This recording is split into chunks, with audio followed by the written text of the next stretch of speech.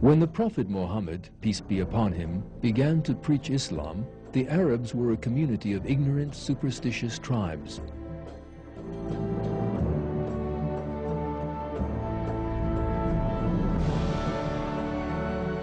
However, thanks to the light of the Quran, they were rescued from superstition and began to follow the path of reason. As a result of this, one of the most astonishing developments in world history took place, and in a few decades, Islam, which emerged from the small town of Medina, spread from Africa to Central Asia. The Arabs, who previously could not even rule a single city in harmony, came to be rulers of a world empire.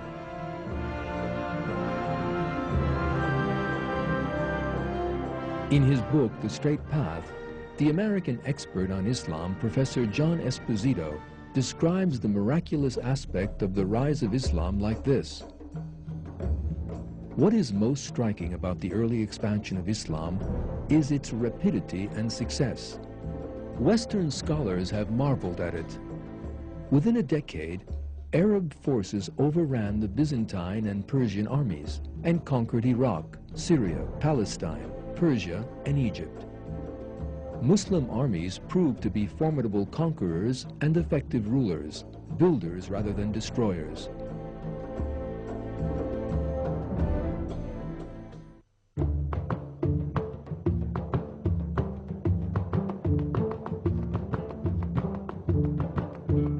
When different peoples, including the Turks, accepted Islam of their own free will, the Islamic Empire grew even more, and it became the greatest power in the world during that period.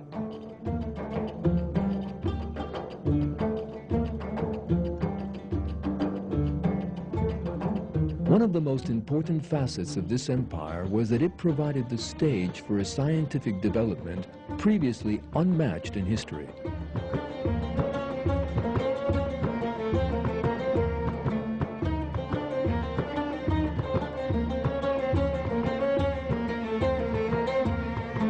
At a time when Europe was living through the Dark Ages, the Islamic world created the greatest legacy of scientific knowledge seen in history to that date. The sciences of medicine, mathematics, geometry, astronomy, and even sociology were developed systematically for the first time.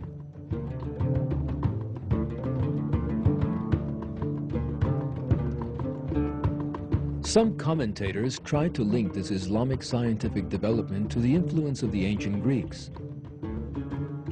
But the real source of Islamic science was the experimentation and observations of Muslim scientists. In his book, The Middle East, Professor Bernard Lewis, an expert in Middle Eastern history, explains it like this. The achievement of medieval Islamic science is not limited to the preservation of Greek learning, nor to the incorporation in the corpus of elements from the more ancient and more distant East.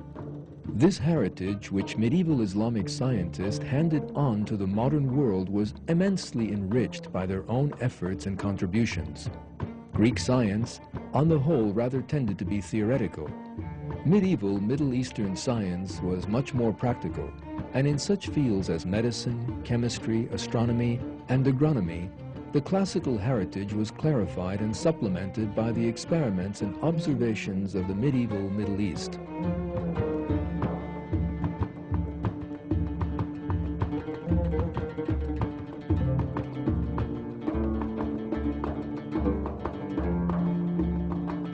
The secret was the scientific and mental discipline taught by the Quran to Muslim scientists.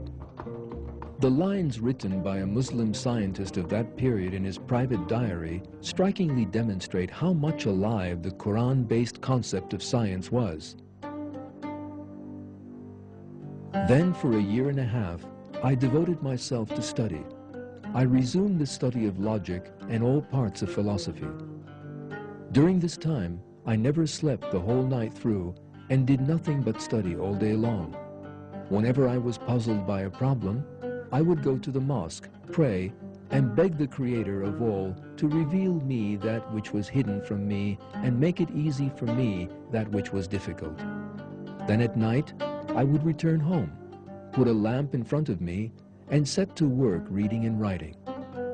I went on like this until I was firmly grounded in all sciences and mastered them as far as humanly possible.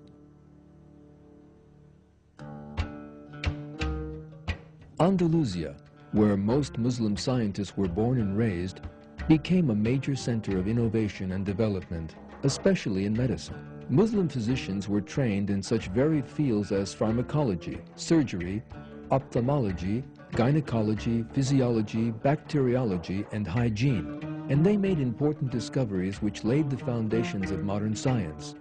Here are some of them.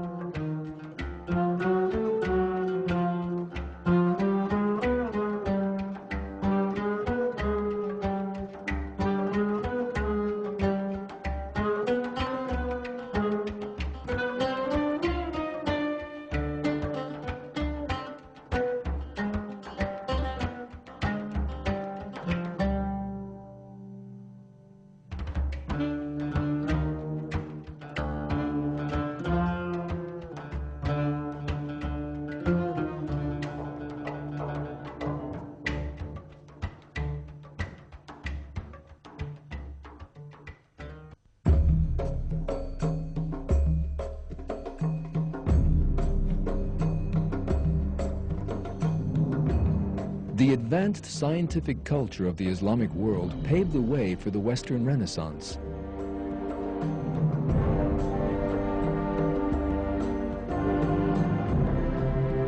Muslim scientists acted in the knowledge that their investigation of God's creation was a path through which they could get to know Him.